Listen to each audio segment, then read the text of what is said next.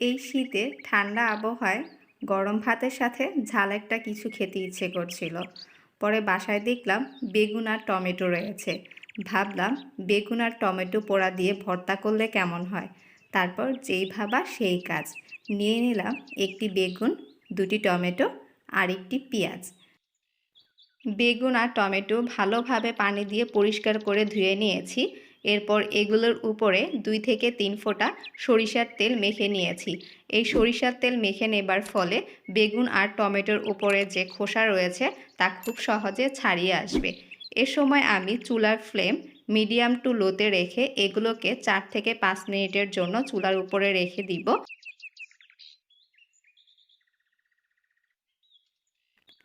Tomato দুটি এক পাশ পোড়ানো হয়ে গেছে। এখন এটিকে উল্টিয়ে দিচ্ছি অপর পাশ পুড়িয়ে নেবার জন্য। সব কিছু ভালোভাবে পোড়ানো হয়ে গেছে। এখন আমি এগুলোকে একটি প্লেটে উঠিয়ে নিচ্ছি। তো দেখুন খুব সহজে টমেটো আর বেগুন গ্যাসের চুলায় ভালোভাবে পোড়ানো হয়ে গেছে। এখন আমি এগুলোর থেকে চোচা ছাড়িয়ে নিচ্ছি। দেখুন এগুলোর উপরে সরিষার তেল দেবার ফলে টমেটোর উপরে যে খোসা রয়েছে তা খুব সহজে ছাড়িয়ে আসছে। সবগুলো থেকে চোচা ছাড়িয়ে নেবার পর এবার আমি টমেটো আর বেগুন ভালোভাবে হাত দিয়ে চটকিয়ে নিচ্ছি। টমেটো আর বেগুন ভালোভাবে চটকিয়ে নেবার পর এবার আমি নিয়ে নিচ্ছি 3টি শুকনো মরিচ। মরিচ 3টির বোটা ছাড়িয়ে আমি হাতের মধ্যে একটু লবণ নিয়ে মরিচগুলোকে গুঁড়ো করে নিয়েছি। এবার পুড়িয়ে নেওয়া পেঁয়াজটাকে কুচি করে আমি মরিচের সাথে একটু ভালোভাবে মেখে নিয়েছি। এরপর এর মধ্যে দিয়ে দিচ্ছি ধনিয়া পাতা কুচি। এবার আমি ধনিয়া পাতা কুচি, পেঁয়াজ কুচি, মরিচ সব কিছু ভালোভাবে মেখে নিয়েছি।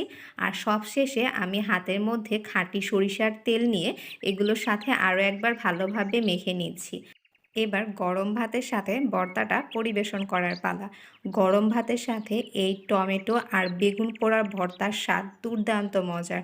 আসলে আপনারা অবশ্যই একবার বানিয়ে খেয়ে দেখবেন। এই ভর্তাটা থেকে একটা পোড়া পোড়া গন্ধ আসে আর টমেটো দেবার ফলে এর থেকে কিছুটা একটু টক টক ভাব আসে। তো এই ভর্তাটা খেতে আসলে খুবই মজা হয়েছে। আমি তো অনায়াসে 2 প্লেট ভাত শেষ করে ফেলেছি। তো আশা করি আজকের এই টমেটো আর বেগুন পোড়ানোর ভর্তাটা আপনাদের কাছে ভালো লেগেছে। আর ভিডিওটি ভালো লাগলে চ্যানেলটি লাইক, কমেন্ট এবং সাবস্ক্রাইব করে আমার পাশে থাকবেন। তো আজকে এখানেই শেষ করছি। দেখা হবে নেক্সট ভিডিওতে নতুন রেসিপি নিয়ে। সবাই ভালো থাকবেন, সুস্থ থাকবেন। আল্লাহ হাফেজ।